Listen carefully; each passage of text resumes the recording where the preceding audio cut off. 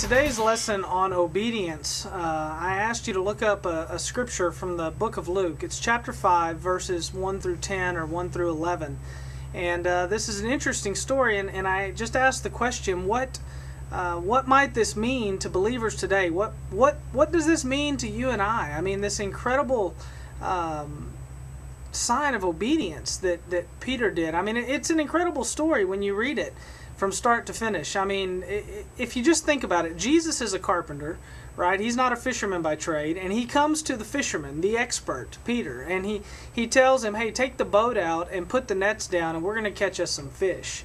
You know, you have to make some assumptions, but Peter's reluctant. He's like, you know, I don't know. We've been fishing all night, but because it's you, and yeah, I guess we'll go and do this. But he's very reluctant. He doesn't want to do it. I mean, they've already cleaned their nets. They've already mended their nets. And this is another cultural thing that maybe we don't understand today. But after they got done fishing, they would pull all the weeds and stuff out of their nets. They'd have to mend them all together. They'd get everything ready for the next day's work or the next night's work. And they've already done all that. And Peter knows if we drop the nets again, we're going to have to clean them again. We're going to probably have to mend some of them again. And here's this carpenter, Jesus, telling me, the fisherman, that I need to go out here and drop my nets when I haven't caught anything, when I've already been working hard and I haven't done it. But he reluctantly decides to obey.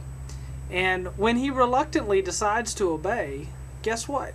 He catches fish.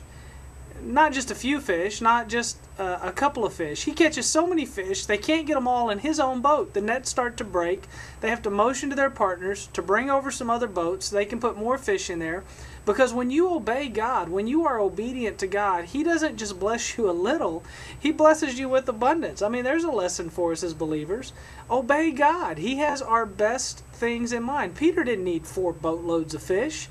But God blessed him with more than he could even carry himself. He blessed him with so much that he had to bless his partners too by filling up their boats. I mean, the nets were breaking. And these guys didn't catch anything all night. So, obedience, even reluctant obedience. Peter didn't understand. Why is Jesus telling me to go out and fish right now? I'm the fisherman. This isn't a good time to fish. I've already cleaned my nets. I've already worked hard all day. Why should I do this? But he reluctantly decides to obey.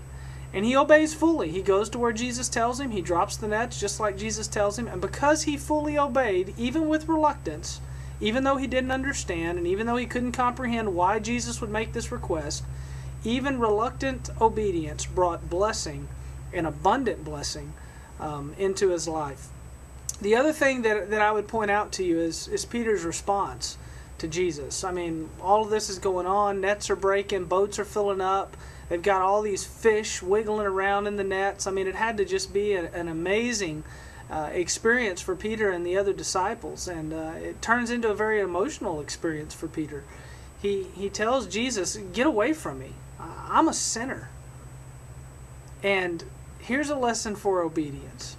When you're obedient to God and you get drawn in closer and closer to God as a disciple, when you learn to follow God even when it doesn't make sense and to trust Him even when it doesn't make sense, like Peter did in this story, you get closer to Jesus. And the closer you get to Jesus, the more you realize how great and awesome and divine He is.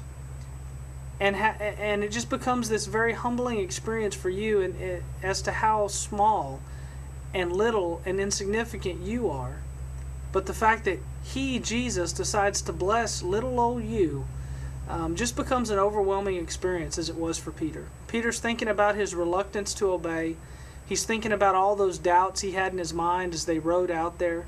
He's thinking about his frustration with Jesus telling him to put his clean, fresh nets back into the water. And then he's looking at all of these fish.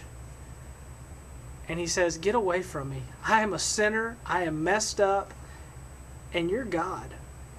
When you obey, you will be drawn into a relationship with Jesus that will bring you progressively closer and closer and closer.